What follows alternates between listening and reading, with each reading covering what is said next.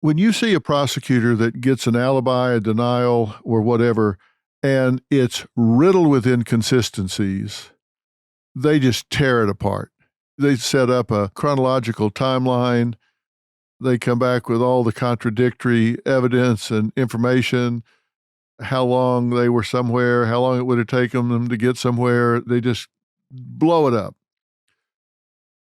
Then those same investigators get a confession that's riddled with the same amount of inconsistencies. Say they were stabbed instead of drowned, or shot him instead of choked him, or whatever, and said they came in through a window when they know that the person came in through the door, or whatever. All of these inconsistencies, and they just gloss over them. What's the research say about what they're telling themselves to ignore inconsistencies in a confession that they would tear apart in a denial? I think you're explaining confirmation bias pretty well there. I mean, it's this presumption of guilt, which is obviously counterintuitive to our entire legal system. But when we look at a false confession or wrongful conviction, the catalyst to what you're describing is what's called misclassification, is what put a innocent person in that seat in the first place, and why were they presumed guilty, which is wrong. And what we look back now is we see faulty forensic evidence, bite mark evidence. We see eyewitness testimony, one of the leading causes of wrongful convictions. We see jailhouse informants, snitches, again, another leading cause of wrongful convictions. And so an investigator who should do their due diligence is maybe ill-informed as to why somebody's a suspect in the first place, and then gets this confirmation bias that if they look guilty and smell guilty and act guilty in their mind, they must be guilty, and they refuse to accept anything else, and that's a problem. I think that's a very generous explanation. Yeah. Because you can't tell me that if somebody knows somebody was stabbed 37 times and somebody says, well, yeah, I choked them with a dish towel and then stabbed them in the leg and they bled out, and they know they were stabbed 37 times, that's beyond confirmation bias. Yeah. That's negligence, right? Intentionally. Well, and it's willful blindness. One of the things that was fascinating to me when I started learning about how interrogation works is, when those interrogators walk into the room, right, they are very often taught that you don't interrogate in order to figure out if the person is guilty. You only interrogate after you believe them to be guilty. So the goal of interrogation is not to, figure out whether you did it. It's to get a statement from you admitting that you did it. And so if that's the goal, right, if the goal is, okay, let's just get him or her to incriminate themselves, I think that for way too long, folks have been willing to accept statements that are wildly inaccurate about the way the crime happened, because the goal has just been to get them to say something that makes them sound guilty. And that's why we got to change those goals. And I think, I know Dr. Phil, you said, what's the remedy? I think one of the things, doesn't fix the problem, but it creates transparency, is recording of the interrogation. Because all too often that end confession is the only thing that a judge or jury sees. And that might be accurate, but it may have taken 30 variations of that story to become accurate. And if we don't see how that transpired, it looks like a reliable confession when in fact, it's the result of fact feeding and altering of a story for the last 2 hours in the room. So recording doesn't fix it, but at least provides transparency to how we got there. And we saw that with Brendan Dassey. Clearly, this was a confession by successive approximation. Well, what did he do to her head? What did he do? And finally just tells him, and it says, well, why didn't you tell me that? Well, you didn't tell him that because you didn't know. That's right. Here you've got a 16-year-old, 10th grade special education student, right, who is pulled into the police station. He's interrogated 4 times over a period of 48 hours, 3 of those times with no parent present, 4 of those times with no lawyer present. And you've got this kid who is told that he's going to be charged with murder unless he starts filling in the blanks of what the interrogators think happened. And he starts guessing because he's scared. And this whole thing's on tape, right? All these interrogations are on tape. And you can just watch his story, reflect what the interrogators are telling him. And they get to this point, the most important point, right? This is a murder case. The most important point of this whole interrogation is, did you kill her? And if so, how?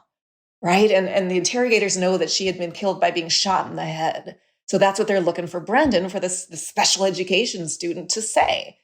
So they say to him on tape, right? How was she killed? And this is one of the most unbelievable sequences of any interrogation tape I have ever seen.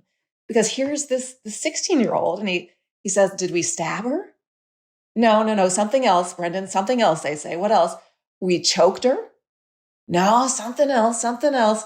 And he goes through this whole guessing game of ways to kill someone. At one point, he's so confused. They have to start giving him hints. They say to him, Brendan, it's something with the head. You did something with the head. And he's so confused. He says, we cut off her hair?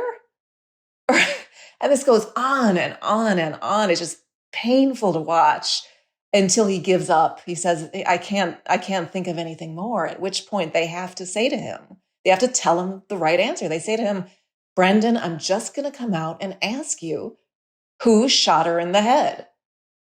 And he says, oh, well, that was my uncle, right? Who was also there in this story. And they said, why didn't you just tell us that, right? Why are you rattling off all these other things? Why didn't you just tell us that?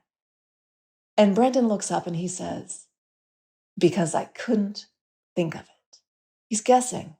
When I saw that initially, I just thought, why didn't they just write it out and tell him he was signing his release paper and have him sign it? It would have been just as valid. Why didn't they have him confess to, shooting Elvis on the moon while they're at it? I mean, it's just, they could have gotten him to say anything in those moments, I think. Pretty much anything at all. Dave, what did you think about that when you saw it? Well, that moment, and actually another moment shortly after that, and Laura, you could correct me if I'm wrong, I don't know if the jury saw, but when Brendan's mom enters the room and he, immediately starts to recant, essentially, and the pressure has been relieved from him, and he's asking if he can go back to school. Clearly you can see that Brendan has no idea what he just acknowledged. He has no idea what just happened. He doesn't think there's any consequences to it. And he tells his mom right away, they got to my head. And that's the part that just struck with me. And I'll also tell you that these video clips that we're talking about, we've shown these clips to over 50,000 investigators the last several years as examples of how not to conduct interviews. And regardless if you have an innocent or a guilty person in the room, when you contaminate an interview the way that Laura just described, it removes any reliability to that admission. Right? How are we supposed to identify this person's being truthful or not when we just told them everything they're supposed to say? So I think it's just a prototype of a false and unreliable confession. Well, if I'd have been the chief and I saw that and I thought that Brendan Dassey was guilty, I swear I would have fired the interrogators saying, you just blew this case. Instead of getting a legitimate confession, you just fed him a confession, and now we have nothing. When I saw that, I thought, A, there's no way they can sustain any kind of action against him, and B, they'll never use it against Stephen Avery because you can't use fruit from the poison tree to get a conviction against somebody else. Right. And I think it goes back to this training piece going forward is when an investigator's primary goal of that interview or interrogation is to get a confession, it results in what we just saw there, is they're going to accept nothing else other than I did it. Again, regardless of innocence or guilt, if your goal is let me get as much information that I can compare to the actual evidence, we can actually investigate. And the last thing I'll say with this, we've been talking a lot about deceptive tactics. The Supreme Court ruling that permitted the use of this tactic is from 1969. The availability of evidence is a little bit different today than it was back in the early 70s. And we have the ability we can track a whole bunch of stuff we weren't even thinking about, 50 years ago. And so it's not relevant anymore. It doesn't need to be used anymore. And we can actually have investigators investigate would be part of the solution.